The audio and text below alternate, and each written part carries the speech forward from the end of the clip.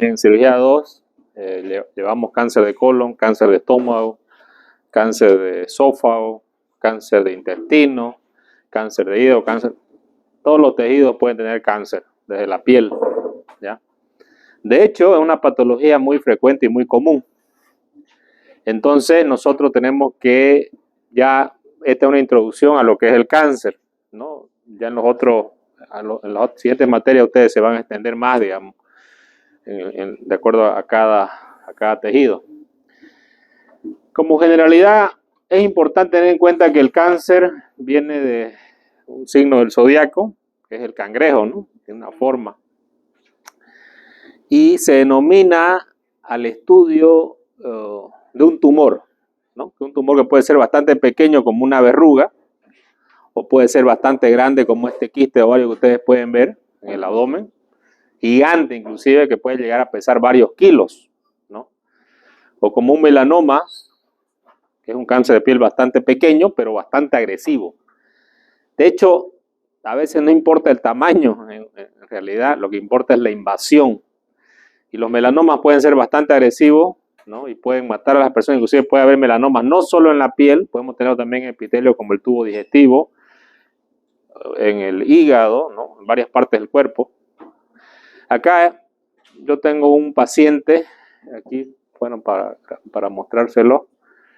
Este es un tumor fíjense, ahí está el apéndice, es el colon ascendente, y acá hay una constricción del tumor, ¿no? Hay justamente constrictivo, altamente constrictivo, y justamente se ve dilatado allá, pero de acá para atrás, ¿no?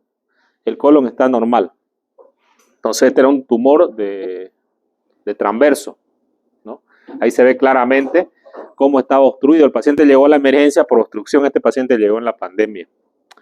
Un paciente de 40 años de edad, delgado, deportista, ¿no?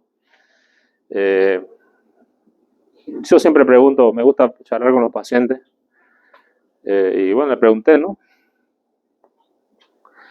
¿Cómo era su vida? Me contó que 10 años trabajó en Inglaterra, trabajaba en una granja y le daban de comer todos los días alimentos enlatados. Durante 10 años comió alimentos enlatados. Puede ser una de las causas del cáncer evidentemente en el cáncer de colon tenemos la evidencia de que la dieta rica en carne, ¿no? Son altamente grasas, pueden producir cáncer, ¿no? Y los alimentos que son envasados, ¿no? Y eso lo sabe la Unión Europea y todo el mundo, hay un plástico que le colocan, ese plástico es altamente cancerígeno, está demostrado. Las sustancias son cancerígenas, significa que sí o sí te producen cáncer, ¿no? No es que parece, no, producen cáncer. Lamentablemente la industria, la ganancia de la industria es más importante que en realidad, ¿no? Porque hasta ahorita se suspenden esos enlatados, ¿no? Siguen habiendo alimentos enlatados, ustedes van al supermercado y van a ver alimentos enlatados. Y todos los alimentos estos que son ultraprocesados, que vienen embolsados, son productos que son dañinos porque tienen también sustancias cancerígenas como los conservantes, por ejemplo las mortadelas, ya está demostrado, ¿no es cierto?, que son cancerígenos. Entonces hay muchas cosas que son nocivas. Cuando nosotros hablamos de las sustancias que te pueden producir cáncer, que están, fumar, por ejemplo, ¿te produce cáncer de pulmón? Sí. ¿El sol te produce cáncer de piel? Sí. ¿El alcohol te produce varios tipos de cáncer? Sí. Comprobado. ¿La radiación te produce? También. Cuando hablamos de radiación, hablamos de otro tipo de radiación, ¿no? Como las radioterapias, los rayos X, por ejemplo. La exposición a rayos X produce, por ejemplo, en los niños pequeños, nosotros por eso prevenimos que ellos le hagan tomografía, a menos que sea muy necesario.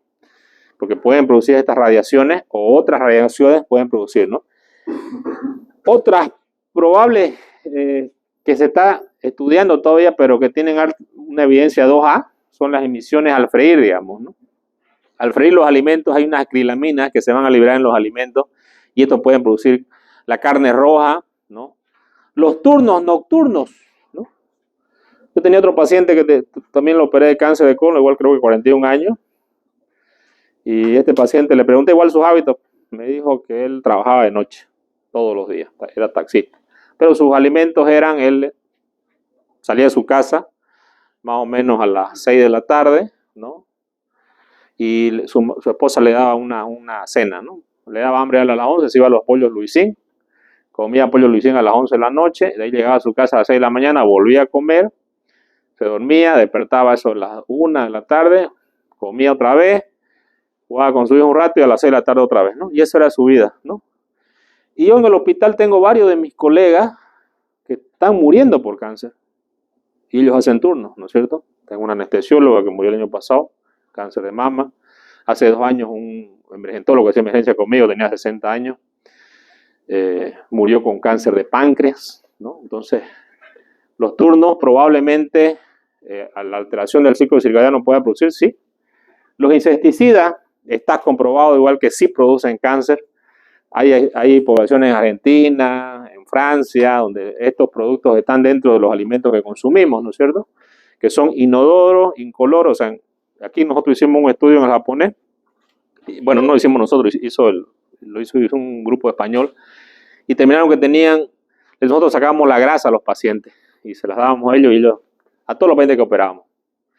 ¿Qué creen? El 100% de los pacientes que operamos tienen insecticidas en la grasa, ¿no? Y ahora se sabe que hay muchos pacientes, por ejemplo, que hacen insuficiencia renal de causa idiopática que no se sabe.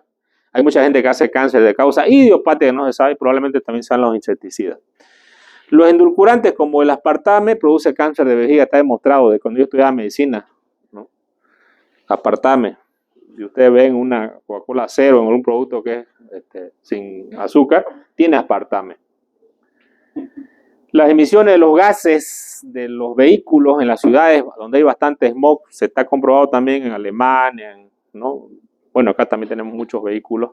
También esto puede producir cáncer por las altas cantidades de plomo. Trabajar como peluquero, bueno, no sé qué tendrá que ver. Donde no hay suficiente... Puede ser, ¿no? No hay suficiente evidencia de causa de cáncer. Por ejemplo, tomar café, aunque algunos dicen que de repente te produce cáncer de páncreas. Bueno, tomar paracetamol. El mercurio, sí, digamos, nosotros tenemos acá las minas que los que rescatan oro contaminan las aguas y muchas de las personas que viven en esas pueden adquirir algún tipo de cáncer. Cuando hablamos del cáncer, tenemos que entender que pueden haber varios factores genéticos, factores ambientales, y dentro de los factores ambientales están la radiación, ¿no? Algunos virus, ¿no? Que pueden causar también cáncer. Y tenemos tratamientos como la quimioterapia. Hoy en día esto, digamos, ustedes son el futuro de la medicina y de repente el que se va a dedicar al cáncer puede dedicarse a la inmunoterapia, que es algo que está avanzando bastante y con bastante buenos resultados para los pacientes con cáncer, ¿no? De hecho, hay curas ya que se han demostrado en los linfocitos T. Por ejemplo, hay un tipo de linfoma que no se curaba antes, los pacientes se morían y ahora estos linfocitos T los incuban, ¿no? Y se los vuelven a poner al paciente y estos linfocitos T van y destruyen completamente el cáncer y lo salvan al paciente. Entonces, esto está emergiendo, es una terapia emergente que se está aplicando casi en todos los tipos de cáncer, ¿no? Luego tenemos otro tipo de terapia como los anticuerpos monoclonales, que esto se descubrió que nuestro mismo cuerpo produce anticuerpos monoclonales y casi en todas las terapias de quimioterapia que se hace al cáncer ya también se usan anticuerpos monoclonales con buenos resultados, ¿no? Bueno, la terminología, generalmente siempre que vamos a hablar de un tumor vamos a usar la terminación OMA, ¿no? Si es un tumor de tejido fibroso, fibroma. Si es un tumor del hueso, osteoma. Si es un tumor de la grasa, lipoma. Si es un tumor de los ganglios linfáticos, linfoma, ¿ya? La oncología es la ciencia que estudia los tumores. ¿Qué es un tumor? Es una masa, que puede ser pequeña, puede ser grande, puede ser de cualquier tamaño, y puede ser benigna o maligna. Y tiene una evolución en el tiempo, puede tener un crecimiento rápido o un crecimiento lento. Pero también al mismo tiempo va a lanzar toxinas al cuerpo. Estas toxinas son toxinas que pueden agarrar y pueden producir taquicardia, taquimia, todo como un síndrome inflamatorio sistémico. De hecho, hay un síndrome, ¿no?, de respuesta oncológica que tienen muchos pacientes, que uno del paciente lo ve, que se va deteriorando hasta que el paciente muere y el paciente está inflamado completamente, ¿no? Pero pueden haber tumores leves. El tumor generalmente va a aparecer en un tejido y va a invadir otros tejidos, ¿no? Por ejemplo, puede aparecer en el colon e invadir los ganglios. Primero puede aparecer en la mucosa, ¿no? Si nosotros nos acordamos las partes de las paredes del colon, tenemos la mucosa, submucosa, la muscular, la serosa, ¿no es cierto? Y luego de eso tiene la invasión a ganglios. ¿Por qué es importante esto? Porque esto nos va a indicar si el tumor ya invadió otros tejidos, ya tiene metástasis, ¿no es cierto? La frecuencia está aumentando en todo el mundo. Cada vez tenemos más pacientes. Actualmente, por ejemplo, tenemos un colega que está en el oncológico, que era un cirujano oncólogo, está con cáncer de hígado aparentemente, en fase terminal, ya está histérico, ¿no? Hace 2 días murió una vecina de él, donde vive mi suegra, con un cáncer que aparentemente no se sabía si fue de páncreas, pero ya estaba en etapa avanzada. Yo en el hospital puedo contar así con mis manos los pacientes que han muerto de cáncer y muchos de ellos son médicos, ¿no? Y ya muchas veces con cánceres avanzados.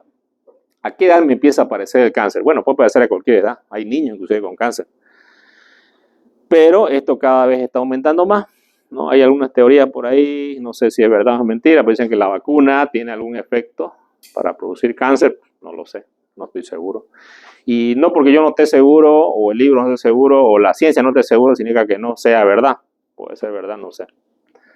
Quizás lo que no sabemos ahora es porque no se ha estudiado y quizás aquí unos 5 años diga, sí, la vacuna producía cáncer, digamos, no está comprobado. Así como comimos no sé cuántos años mortadela, jamón y todas esas cosas, bueno, algunos siguen comiendo. Y ya se sacó la OMS que produce cáncer, ¿no es cierto? Antes nadie decía, ¿no? Parece, puede ser, ¿no? El alcohol produce cáncer y la gente lo sigue consumiendo. Bueno, ¿por qué es importante esto? Porque las estadísticas nos van a determinar, por ejemplo, en México, en 1994, de las enfermedades que causan la muerte de los pacientes, tenemos los tumores malignos, que está como segunda causa de muerte. En otros países puede ser la tercera causa, pero es una causa bastante elevada. ¿No? De hecho, en mi hospital yo les puedo decir que puede ser la primera causa de muerte en los médicos del hospital. Pues los médicos la mayoría que conozco se han muerto por cáncer, digamos, ¿no? Y bueno, algunos por infarto, también otras cosas, pero podía poner como que la primera causa de muerte. Entonces, hay que tenerlo presente. Los tumores más frecuentes que se presentaron en esta estadística de México fueron de tráquea, bronquio y pulmones, causando 77.018 defunciones, una tasa de 6.6, de 1.4%.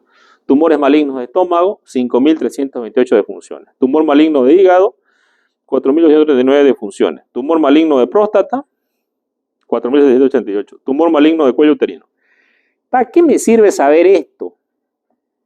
Dentro de la medicina, nosotros tenemos la medicina preventiva, que es la que ustedes ahora como estudiantes deben promover inclusive esta medicina preventiva. Porque ustedes al tener conocimientos de que las personas pueden morir por ciertos tipos de cánceres, ya ustedes pueden hacer lo que se llama la educación, ¿no? A las personas que no saben, bueno, inclusive a mi propia familia yo les puedo enseñar, ¿no? Que hay que hacer ciertas medidas para prevenir el cáncer, ¿no? Porque cuando me llega a un consultorio un paciente, le digo, sí señora, usted... A ver, yo le operé la vesícula, sí, ya mire, está bien su vesícula, ya la operé, ¿no? En la consulta postoperatoria. Y yo siempre debo preguntar, como médico, aunque yo sea cirujano, como médico integral, no solamente me interesa después de la cirugía las incisiones, que quedó bonito y no sé qué más. Es mi deber preguntarle sobre si el paciente puede desarrollar, por ejemplo, cáncer de pulmón. ¿Puedo prevenir el cáncer de pulmón o no? ¿Puedo o no? Sí, puedo prevenir diciéndole al paciente, disculpe, ¿usted fuma? Sí. Usted sabe que la probabilidad de tener cáncer de pulmón es bastante elevada por el cigarrillo. Y ya dándole esa educación al paciente, yo ya estoy previniendo porque lo estoy educando. Para que si él se educa o no se educa es su problema, ¿no?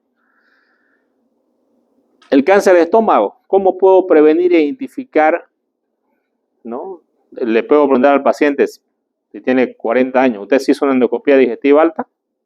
No, bueno, se la va a hacer. Tumor maligno de hígado, ¿cómo puedo prevenir? ¿No? Generalmente los pacientes que han hecho hepatitis B, hepatitis C, tienen alta probabilidad. Entonces puedo pedir un laboratorio de hepatitis B o puedo hacerle una ecografía al paciente. Tumor maligno de próstata, esto es muy frecuente y es una enfermedad que sí se puede prevenir pidiendo el antígeno prostático a todos los varones que están en una edad, ¿no? Y que son sexualmente activos. el tumor de cuello uterino es la primera causa de muerte aquí en nuestro país, ¿no? Y se previene con el Papa Nicolau. El cáncer de mama, ¿no? Con el famoso autoexamen de la mama. Entonces, hay muchas cosas que yo puedo ya educar y puedo prevenir. El cáncer colorectal tiene algunos síntomas, ¿no? Como la hemorragia, la anorexia, la anemia que va a tener el paciente, ¿no? Y generalmente va a haber un sangrado. A cierta edad, los pacientes a los 50 años, todos los pacientes tienen que hacerse una colonoscopia. Entonces, yo opero un paciente de vesícula, digamos, y bueno, el paciente en la consulta, ya veo su herida, está todo bien, y le pregunto, ¿usted tiene 50 años? ¿Usted se hizo una colonoscopia? No. Bueno, quita la orden, hágasela. Entonces, es mi deber hacer un cribado y hacer una pesquisa viendo, ¿no?, un entorno, porque yo ya estoy educando, yo con eso estoy previniendo. Porque el cáncer de colon, cuando aparece, generalmente ya aparece en estados avanzados, como ese paciente, 40 años, ¿no? En una etapa ya obstructiva. Entonces, dentro de las causas de mortalidad del 2005 también aparecen los tumores de tráquea, los de estómago, los de hígado, los de próstata, los tumores malignos de cuello uterino, aparecen ya en la estadística de las causas de muerte, ¿no? Inclusive, fíjense, están por encima de las muertes por accidente, los tumores malignos. Bueno, ¿cómo llego al diagnóstico? El diagnóstico o cribado del cáncer, cuando ya está en una etapa avanzada, pues cualquiera lo diagnostica, digamos, ¿no? Inclusive el paciente perdió peso, tiene una masa, ¿no? Aquí en la mama tiene una bola, ¿no? O ya el paciente defeca con sangre. Y ya son etapas avanzadas. Por ejemplo, ¿no? Ustedes pueden ver acá la clásica imagen de una metástasis pulmonar, ¿no? La clase. Yo recuerdo un caso de un paciente que me mandó a consulta a mi jefe. Yo ya era cirujano y mi jefe me dice, este paciente es para vos, no es para mí. Me lo han mandado para mí, no sé por qué, me dice. Y resulta que el paciente, yo lo evalúo, ¿no? Y el paciente era un paciente joven, y lo veo bastante pálido. Y al palpar el abdomen siento una masa en el abdomen. Y por eso mi jefe me lo mandó, porque mi jefe tocó la masa y me dijo, no, este es para cirugía. Mi jefe era cirujano de tórax. Y yo lo examino al paciente, le digo, esto también de una parte, ¿no? Le digo, porque esto ya es un cáncer avanzado. O sea, yo al tocarlo me di cuenta que era un cáncer avanzado. Y decirme la verdad. Ya me dijo la verdad que sí, doctor, yo hago tratamiento para el cáncer en el oncológico. ¿Cáncer de qué? Cáncer de testículo. El paciente tenía un cáncer de testículo que ya había metastizado a abdomen y a pulmón, ¿no?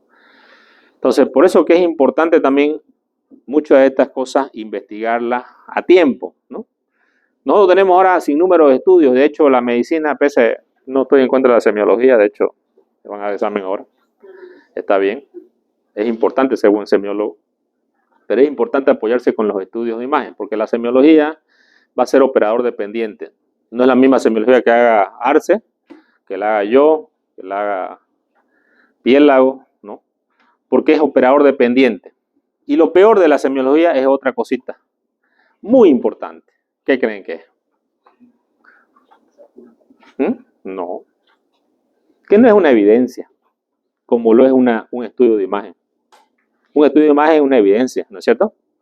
Por ejemplo, yo le puedo decir a Piélago, usted no ha hecho ni una práctica en todo el año. Y él me puede decir, sí, yo hice porque tengo aquí mis fotos, digamos, de mis prácticas. Y tengo aquí las cartillas que usted firmó. Entonces, él tiene una evidencia para decir, sí, yo hice práctica. Entonces, nosotros, para los temas legales y ver la evolución de los pacientes, es importante tener evidencia. Porque puede decir yo, no, si yo lo examiné y estaba bien. Eso, ¿dónde está? Estará escrito en la historia. Pero tiene un valor hasta por ahí. Los estudios de imagen son los que realmente tienen un valor como evidencia. Y eso no quiero decir que no hagan semiología, hagan un buen examen físico, que es importante siempre, pero no se apoyen 100% en ese examen físico. Los estudios de imagen son mucho más creíbles y tienen mayor sensibilidad para el diagnóstico de las enfermedades, ¿no? Por ejemplo, cuando ustedes ven esta, es una radiografía típica de un paciente con metástasis. O también se conoce como secundarismo. Secundarismo o metástasis, ¿ya?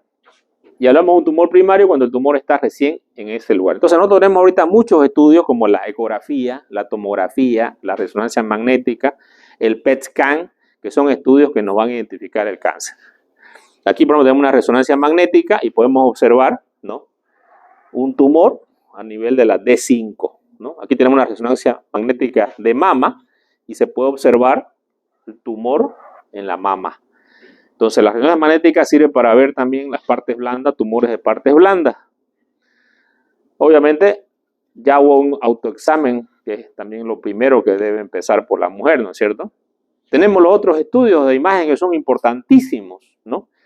De nada sirve aprender la medicina si yo no la aplico, ¿no? Entonces, es importante la endoscopía, o también se conoce como VEDA, ¿no?, videoendoscopía digestiva alta, la colonoscopía, ¿no? Yo les propongo a todos ustedes que averigüen con sus familiares, si tienen más de 50 años, si se han hecho una colonoscopía. Solamente ustedes averigüen, no digo que digan, no, mi mamá no se hizo, digamos. Ustedes van a ver que muchos de sus familiares, tíos, pueden preguntarle a sus tíos, al que quiera que ustedes pillen, pregúntenle, ¿usted se hizo una colonoscopía? No. Yo soy hombre, le van a decir, ¿no? Algunos andan con esa, digamos. Pero yo le estoy comentando que yo como cirujano, no soy cirujano oncólogo, soy cirujano de emergencia. Y como cirujano de emergencia he operado más de un paciente con cáncer de colon menor de 40 años. Menor de 40 años. Aquí en Santa Cruz, ¿no? Y yo no hago turno todos los días, ¿no? Y todos los pacientes que he operado, lamentablemente, todos los he mandado a quimioterapia. ¿Y qué creen? ¿Está vivo alguno? Ninguno. Entonces, será importante que yo pregunte a un paciente cuando va a mi consulta, si tiene más de 50 años, ¿usted se hizo una colonoscopia? Sí, es importante.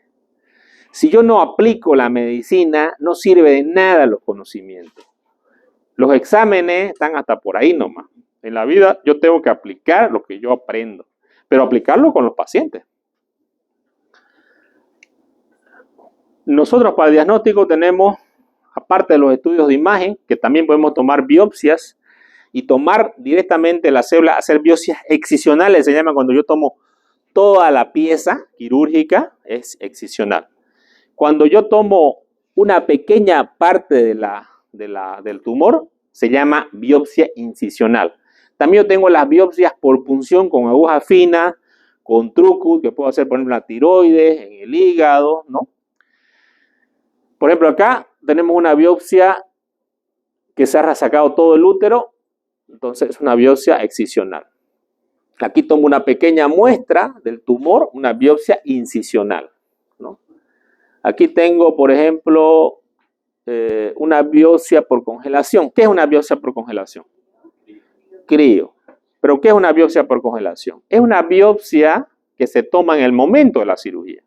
Yo como cirujano voy a sacar un segmento del colon, ¿no? Y quiero saber si estos bordes de acá están libres de tumor. Entonces lo voy a mandar ese rato a patología. En el hospital nosotros los japoneses teníamos antes. Bueno, se fregó, no lo tenemos ahora, pero existen las clínicas privadas, en algunos centros hay. Entonces, el patólogo en ese minuto ve, ¿no?, los bordes, me dice en ese momento si están bordes libres. Puede continuar su cirugía. O no, los bordes están comprometidos con tumor, corte más allá. Entonces tengo que cortar más allá, 5 o 10 centímetros y volverlo a mandar, ¿no es cierto? Entonces, como que me da una seguridad. En algunos tejidos yo no puedo sacar, por ejemplo, no puedo sacar ¿no? Por ejemplo, en el cuello uterino, ¿no? Entonces yo voy a tomar la citología de las células del cuello uterino, en la boca, en un tumor en la lengua, digamos, ¿no?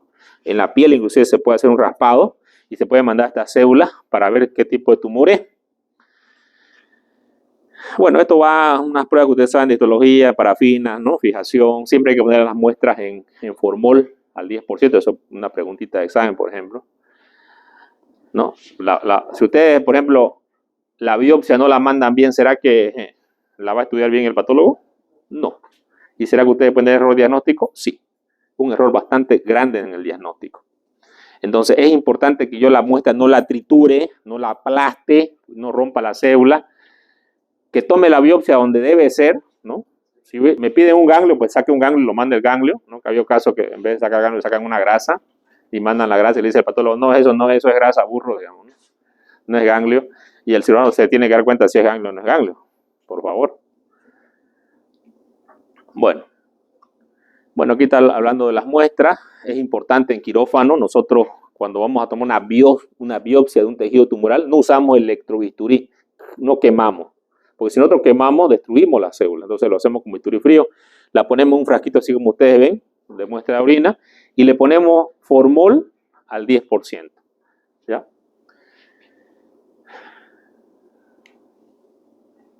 Entonces, aquí está la biopsia adicional, hay que tomar una pequeña parte. Aquí tenemos una biopsia por punción con aguja fina, ¿no? Que obviamente, como cualquier procedimiento, tiene sus complicaciones, pero hoy día se hacen con el ecógrafo, ¿no? Partes blandas, se hace la punción con una aguja fina, muchas veces no hay nada. A una expresidenta de Argentina le hicieron una biopsia de la tiroides y salió la biopsia por punción un cáncer. Entonces le sacaron la tiroides y la biopsia final salió que no tenía cáncer. Bueno, siempre podemos tener falsos negativos, ¿no? O falsos positivos. En ese caso hubo ese pequeño error, pero al final le sacaron la tiroides en vano. Pero justamente fue por ¿no? Algo pasó en la toma de muestra, porque podemos tener errores, ¿no? Este es el biopsia por congelación, que nos va a demostrar si es que es o no el tejido, ¿no? Tenemos otro tipo de aguja, la aguja de Trucut. La aguja de Trucut es como ustedes la pueden ver para tomar biopsias de hígado, ¿no? Esta aguja de Trucut, fíjense ustedes, tiene una canaleta en la parte superior. Entonces, cuando entra dentro del tejido, ¿ya? Esta canaleta la dejo ahí y esto va a recorrer. Entonces, va a quedar tejido en esta parte de acá. ¿Ven cómo está acá? Luego, saco todo y ya tengo tejido en esta zona. Entonces, ese es el principio de la aguja de Trucut. Se usa para hígado, ¿no? Cuando uno quiere sacar una biopsia de hígado para ver si tiene hepatitis un paciente, para ver qué grado de cirrosis tiene un paciente, para ver qué tipo de tumores tiene un paciente. Entonces, esta es la biopsia por punción con aguja de Trucut. También tenemos las por citología, donde sacamos las células y las mandamos a una placa y podemos valorarla y podemos estudiarla, ¿no? Bueno, ¿por qué se produce el cáncer? ¿Cuál es la causa que se produzca el cáncer? Bueno, hay un defecto genético. Normalmente nuestras células epiteliales, del tubo digestivo, de la mama, del testículo, donde ustedes quieran, se están regenerando constantemente. O sea, tenemos una regeneración constante de células. O sea, hay una muerte y una multiplicación constante, ¿no? Mis células de la piel constantemente se están renovando. Mis glóbulos rojos se están renovando. Mis células linfocíticas, todo, ¿no? Mis glóbulos blancos. Y de un momento a eso, mi ADN, debido a algunos factores a veces genéticos, mutaciones, factores ambientales, radiación, lo que ustedes quieran, mi ADN va a cambiar. O sea, mi ADN de ese segmento de células, y esas células van a cambiar, se van a diferenciar.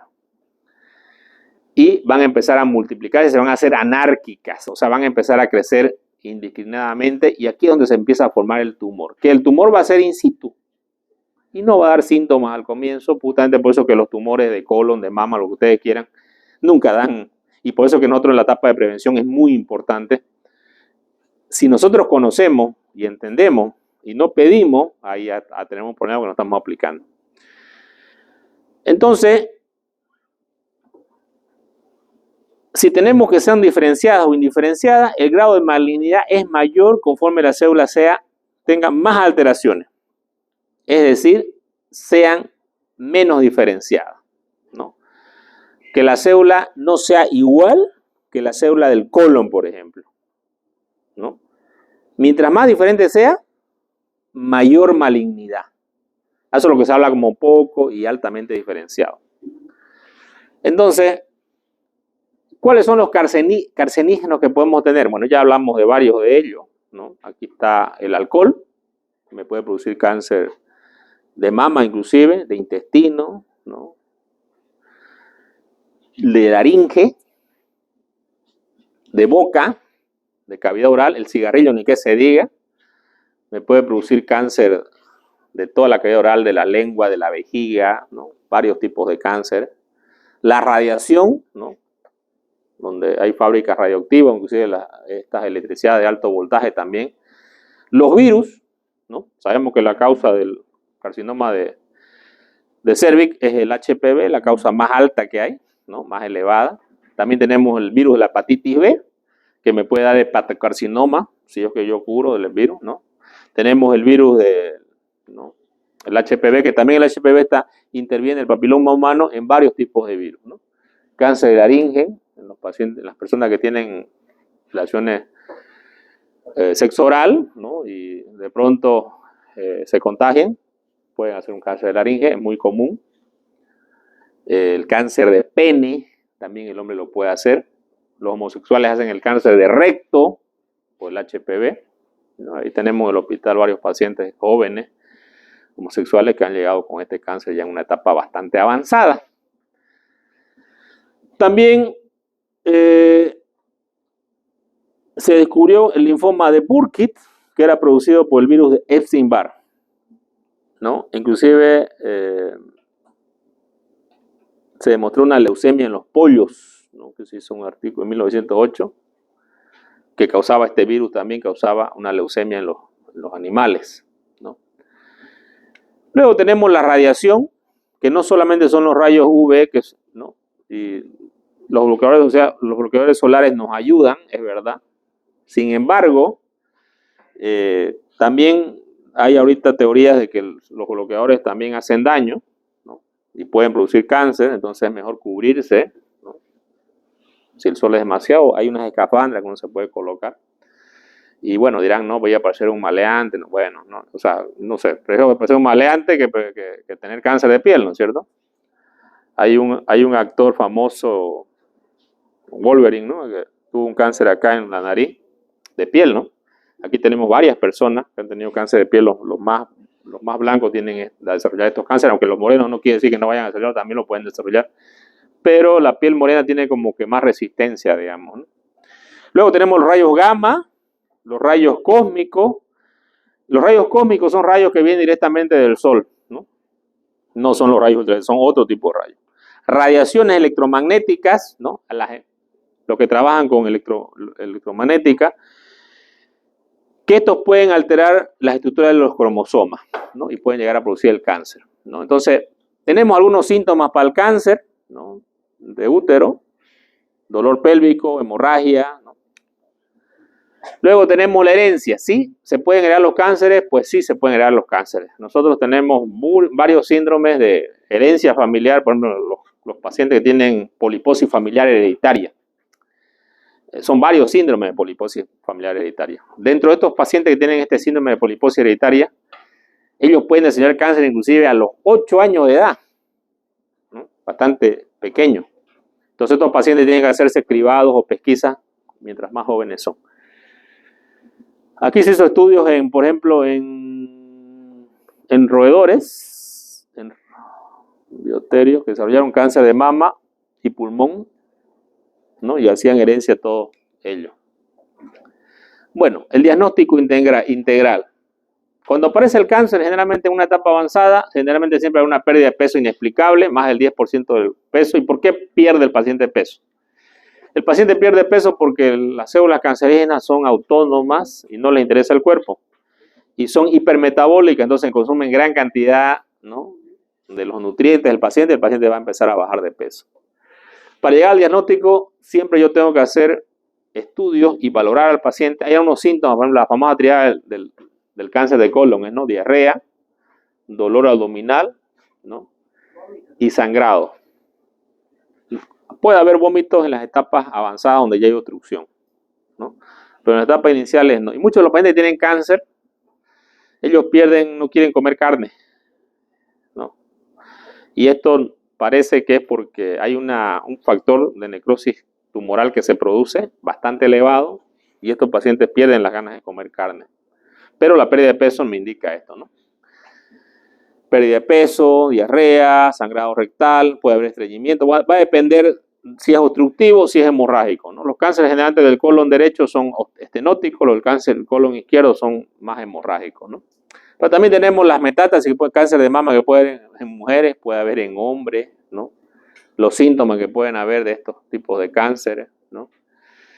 El cáncer rectal también, que se da con hemorragia, ganas de defecar y no defeca el paciente, anemia, pérdida de peso, ¿no? ¿cómo yo puedo prevenir? ¿No? Bueno, el cáncer rectal, pues, nos decía un profesor, el que no mete el dedo, mete la pata, ¿no? Tacto rectal era uno de los, dentro del examen semiológico, algo muy importante, porque muchos de los cánceres se van a desarrollar acá, y inclusive el cáncer de próstata uno lo puede palpar, ¿no? Ahora tenemos pruebas, evidentemente, pero el examen del tacto rectal es importante, ¿no?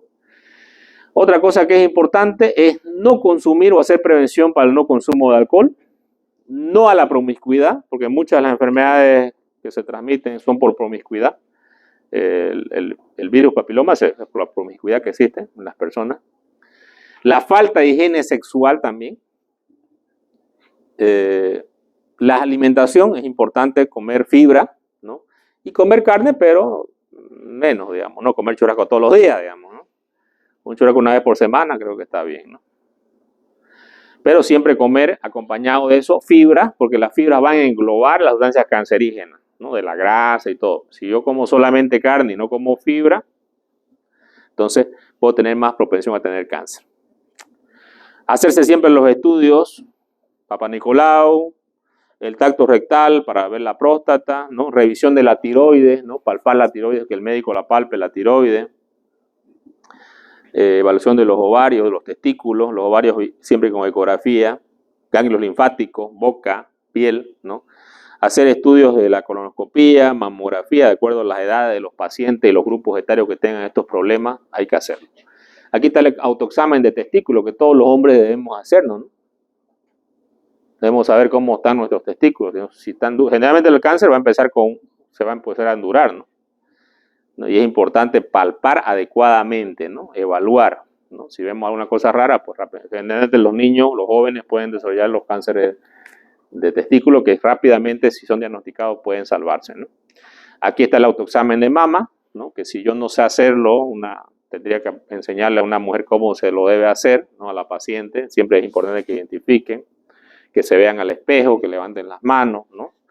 Y que empiece a hacer autoexamen haciendo las manecillas de reloj, buscando nodulaciones. Y esto hay que hacerlo de forma periódica. Esta herramienta es muy importante, aunque pareciera, ¿no? Es muy importante. Porque muchas veces hay muchas mujeres que no se hacen. Ustedes pueden preguntar también si se hacen o no se hacen. Pues hay mucha gente que no se lo hace. Y muchos de los cánceres son bastante pequeños. Y al detectarlos temprano, la cura puede ser. Luego, en caso de que yo tenga una lesión que no sana, ¿no? Yo recuerdo una doctora que el hospital, bueno, lamentablemente bastante joven, murió con cáncer de laringe. Ella tenía unas nodulaciones que le había comentado a su tío, que es médico, y le había dicho, tenés que hacerte los estudios, ¿no? Bueno, como todo médico, o como todas las personas, a veces no hacemos caso.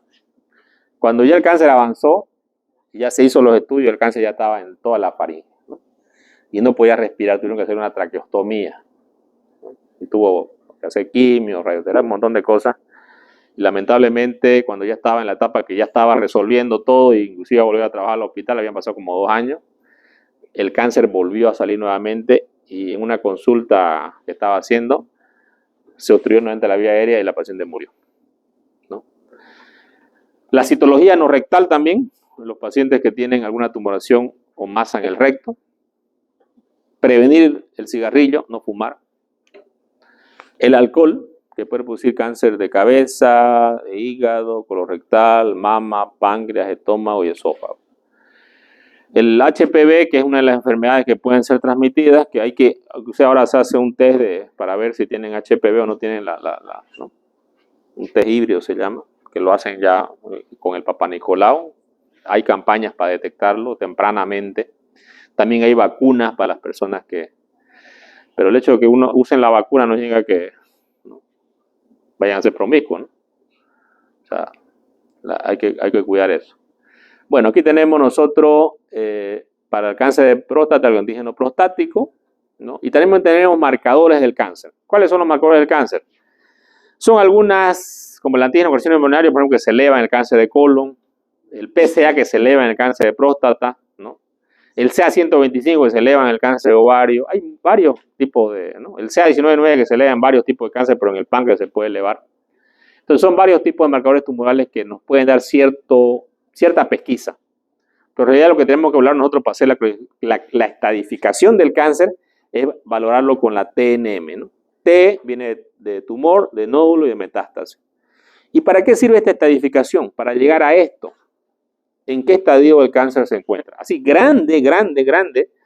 Cuando una persona tiene cáncer, un paciente, es importante saber el pronóstico. Y el pronóstico va a depender de qué tipo de estadio esté. ¿Y de qué depende el estadio?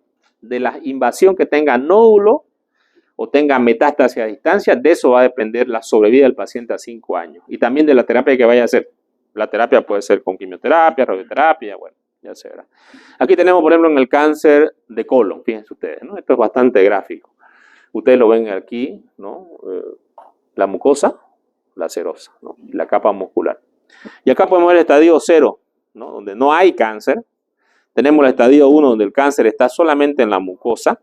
Y el estadio 2 ya avanzó a la lámina, ¿no? Y ya está llegando a la capa muscular.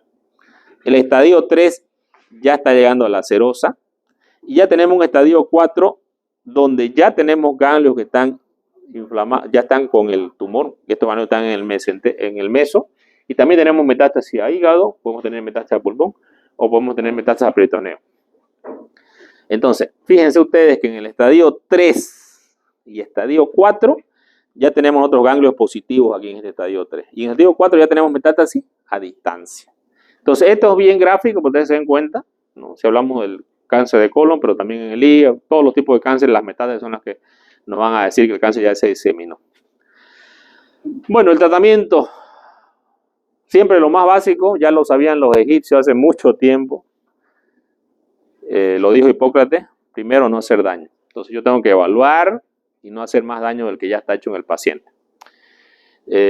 Bueno, y ver, ¿no? Por ejemplo, si es un paciente mayor de edad que tiene 80 años de edad, ¿no? Y someterlo a una cirugía, porque él tiene un marcapaso y le salió un cáncer de próstata, ¿no? Y someterlo a una cirugía de repente es matarlo al paciente, ¿no? Entonces, cada paciente es individualizado, ¿no? Y la medicina de hoy es una medicina individualizada. Cada paciente es un problema.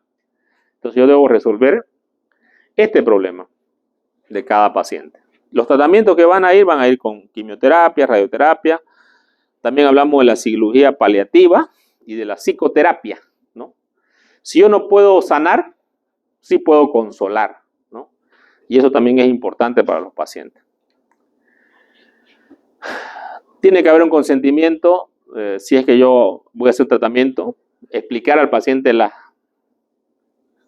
complicaciones que hay de la quimio, de la radioterapia. Obviamente hay un comité de tumores que se llama, donde hay un radioterapeuta, ¿no? Un oncólogo terapeuta o un oncólogo cirujano. Ellos hacen y ven el tratamiento mejor para el paciente. Bueno, los márgenes del tumor va a depender de qué tipo, si es colon, ¿no? 5 o 7 centímetros, si es piel, 2 centímetros. El margen es hasta donde no haya tumor que se va a agarrar. En algunos casos podemos hacer como tratamiento también los injertos, por ejemplo, como en los tumores de linfomas, mielomas, leucemia, se puede hacer los famosos trasplantes de médula ósea. No en todos los tipos de linfoma, ¿no? Ni en todos los tipos de mieloma, pero sí en algunos se puede hacer tratamiento. Yo tengo un estudiante que ahorita está ya en 4º año y él tuvo leucemia hace años atrás, antes que entrara a la universidad, y él actualmente está libre del, bueno, en realidad nunca estás libre del cáncer, ¿no? Pero él le hicieron un trasplante de médula ósea y sobrevivió al trasplante de médula ósea y actualmente está bien, digamos, ¿no? Entonces es uno de los tratamientos, el injerto. La sobrevida va a depender del estadio de cáncer que tenga y cuántos años yo sobreviva. Generalmente los estudios hablan de 5 años de sobrevida, ¿no? 10 años de sobrevida con el tema del cáncer, ¿no? El cáncer se cura, generalmente es una enfermedad crónica, ¿ya? Y hay pacientes que dicen, no, ya después de 5 años ya me curé, mentira, ¿no? Es igual que el que es alcohólico, digamos, dice, no, ya 5 años no soy alcohólico, al año, 5 años y un día puedes volverse alcohólico, ¿no? En realidad es una etapa, es una enfermedad crónica que cualquier momento puede volver, o sea, puede estar inactivo, controlado, pero puede volver nuevamente el cáncer. Entonces, por eso se considera una enfermedad crónica, ¿ya? Yo he tenido colegas que supuestamente sanó el cáncer, habían pasado ya 10 años y le empezó un dolor acá, en la espalda. Y bueno, cuando se hizo las investigaciones, otra vez había aparecido. Se hizo un PET scan, que el PET scan es una tomografía con emisión de positrones para valorar las células tumorales, y tenía cáncer, ¿no? Y otra vez le empezaron a hacer quimio, y su cáncer estaba en etapa 4, porque tenía metástasis a distancia. Pero él vivió 2 años más con el cáncer en etapa 4. Y él, palabras de él mismo, yo estoy mal el día que me hacen la quimio, me decía, a ese día y al otro día. Después todo el mes estoy bien. Entonces todos los meses hacía una quimio. Vivió 2 años más. ¿Por qué se atribuye un cáncer en una etapa tan avanzada que viva 2 años más? Va a depender del cáncer, ¿no? Y va a depender de la quimioterapia. No todos los cánceres sobreviven tanto, menos. Eso, hay personas con cáncer de mama que viven más de 10, 20 años y no se mueren hasta ahora. Yo conozco un señor que tiene cáncer de pulmón que está en etapa 4 a creo que 5 años y sigue, ¿no? Depende de cada persona. Depende de cada persona. Del cáncer de colon no conozco a nadie, lamentablemente. Del cáncer de colon no conozco a nadie. Y mi colega era pulmón también que tenía. Que le digo que vivió bastante. Pero de colon no conozco a nadie que esté hasta ahorita vivo, digamos. Al menos lo que yo conozco, no. Va a depender del tipo de cáncer. Pero él al final, el cáncer invadió las meninges y ahí ya quedó, ¿no? Ahí avanzó. La agresividad del cáncer, o a veces te aparece otro tipo de cáncer, ya son factores genéticos, ¿no? Tuve un colega que tenía un cáncer de colon, le sacamos el cáncer de colon, anduvo bastante bien y le apareció aquí en la lengua una pequeña úlcera. Le hicieron una biopsia, ¿no? Aquí de la mucosa de la mejilla, yugal se llama, y la biopsia salió que el cáncer estaba localizado.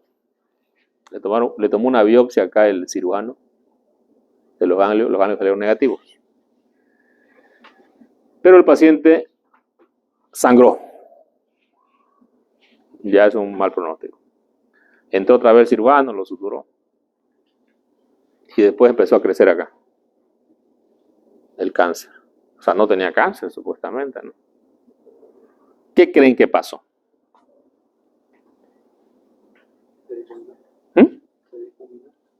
Correcto. Por eso que es importante cuando, se implantó la célula cancerígena. Si el cáncer estaba localizado acá y no estaba en ninguna otra parte y el ganglio salió negativo, ¿qué pasó? Los bordes no fueron bien sacados o el momento de hacer algo, una célula se implantó más adentro y el cáncer se desarrolló. Por eso que es importante, el cirujano oncólogo debe manipular muy bien las células cancerígenas. Las células cancerígenas se pueden implantar, ¿no? Y mi colega, lamentablemente, el cáncer crecía así, ¿no?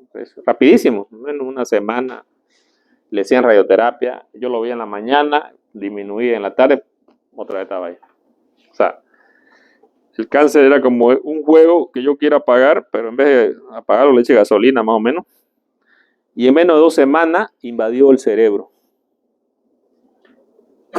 y murió, ¿no? Pese a que está haciendo radioterapia.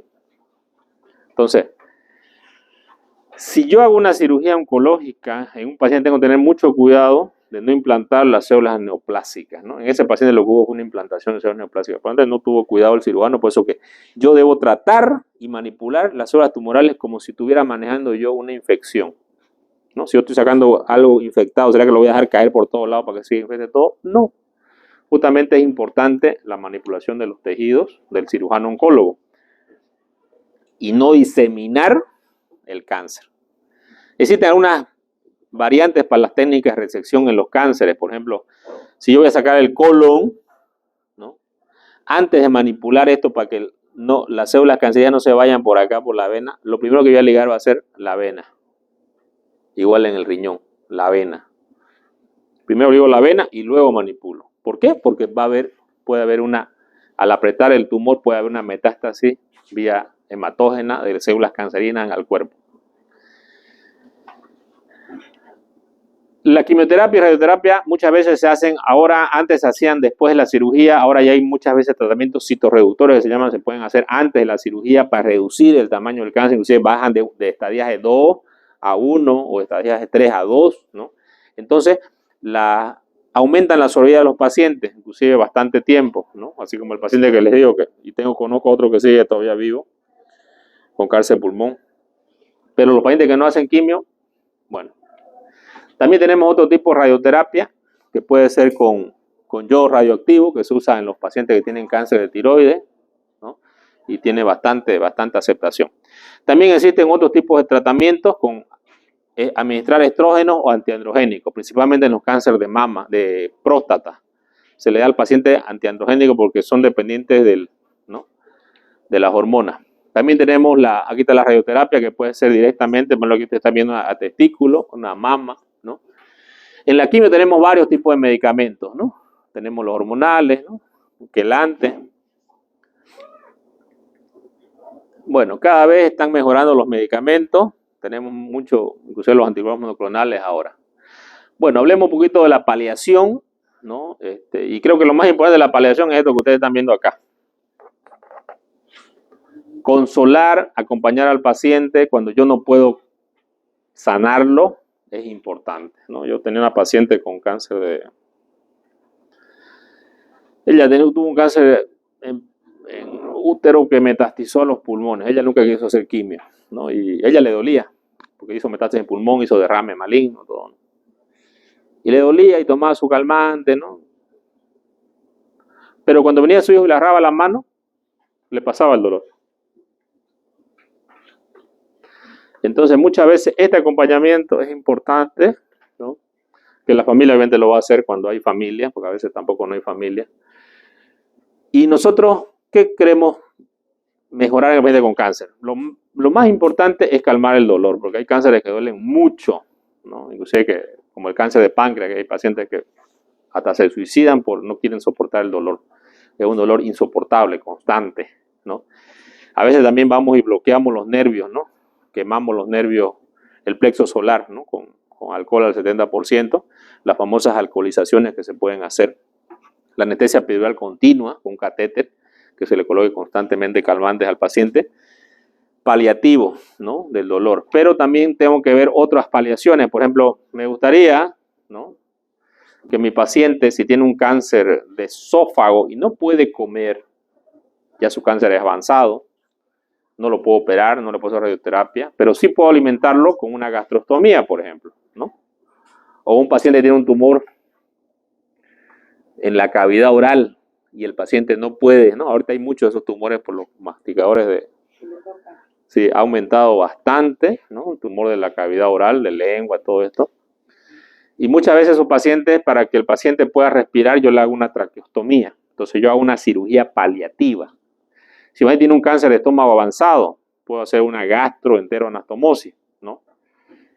Yo recuerdo que estaba en una clínica operando y justamente un cáncer de estómago, ¿no? Un paciente, y lo veo ya pegado al páncreas, ¿no? Entonces no había mucho que hacer. Y hablé con un cirujano de España, que era familiar del paciente, ahí media cirugía. Y le digo, encontré esto, le digo, ¿no? Ya, hacer una paliativa nomás, me dijo, ¿no? Eso le voy a hacer, le digo. Y la familia consiguió otro cirujano, un cirujano mayor.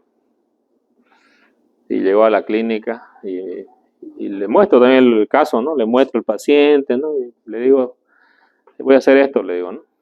Una cirugía paliativa, le hace una gastroenteroanastomosis. ¿Y por qué no intenta sacar el tumor, doctor? O sea, pese a que yo le había explicado que no se podía sacar el tumor, él me dice, saque el tumor. Entonces yo me saqué los guantes y le dije, sáquelo usted, doctor, le dije. Obviamente, si él decía que se puede sacar, tendría que haber entrado a sacarlo, ¿no? ¿Qué creen que hizo? Dijo, no, está bien, lo que usted está haciendo está bien. Entonces, el tumor era irresecable, no se podía sacar. Porque yo tengo que ver, hacer resecciones innecesarias no ayuda en nada. Entonces, al paciente le hizo una gastroentero, el paciente podía comer, porque el tumor era en antro. Y bueno, el cáncer siguió avanzando, pero el paciente tuvo todavía meses de vida, ¿no? Entonces, a eso se llama cirugías paliativas. Un paciente está histérico, por ejemplo, muy amarillo porque tiene un cáncer de páncreas y puede hacer una colangitis. Entonces le puede hacer una colédoco y ayunoanastomosis, o sea, para que la vía biliar vaya al yeyuno, ¿no?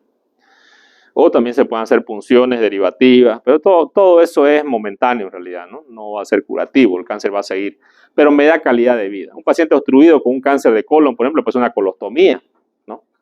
Entonces yo puedo hacer cosa para dar una calidad de vida al paciente también en cirugía. O sea, cuando hablo de calidad de vida, que el paciente sienta poco dolor, que el paciente tenga un lugar confortable, que el paciente no esté obstruido vomitando todo el tiempo, así le hago una colostomía. O sea, no estoy curando el cáncer, pero estoy dando por lo menos un tiempo más de vida. Pero calmando las dolencias del paciente, ¿no? En estas terapias paliativas también va la parte psicológica y la parte religiosa, ¿no? En Estados Unidos hay unos centros que son para estos cuidados paliativos, que son unas clínicas que van los pacientes ya con cáncer, ya saben que se van a morir, pero ahí hay un pastor, hay un cura, hay una enfermera, hay un médico, ¿no? Y como que ya lo van direccionando para la muerte al paciente, porque también la parte de psicoterapia es importante, ¿ya? Y muchas veces esto también hay que hacerlo con la familia, ¿no? Porque el entorno familiar tampoco no entiende. Para algunos pacientes podemos colocar las prótesis de mama, ¿no? Que quedan sin mama después de la cirugía. Obviamente mucho después, sí, por favor, ¿ya? No se le va a hacer nunca, se saca la mama y se le pone, no. Esto no está indicado porque cuando le quieran hacer radioterapia a la paciente después, puede ser que acá quede la radioterapia y no haga efecto la radioterapia, ¿no? Entonces esto se hace mucho después, por si acaso, ¿no? Cuando el paciente ya está curado el cáncer, ¿no? Ahí pueden hacerse las prótesis. Pero algunos médicos, por la parte económica, dicen, ponete una vez, ¿no? O sea, y eso está mal, digamos, ¿no? Primero está el tratamiento. El apoyo psicomoral, que es importante para la familia, ¿no? Porque la verdad que tiene que haber, el médico tiene que explicar a toda la familia, porque esto es creo que la peor noticia que puede decir un familiar, ¿no? Tener un paciente con cáncer es algo que es grave para todo el mundo, o sea, todo, porque puede ser que sea un hijo, que sea un padre, que sea una madre, no importa. Va a repercutir en toda la familia, ¿no? Entonces esto es importante explicarlo bien, el médico tiene que explicar con lujo de detalle. Hay familiares que dicen, doctor, no quiero que me explique, ni quiero que le explique a mi familiar. Bueno, quiero que me explique a mí, pero no le explique a mi familiar. Vamos a ver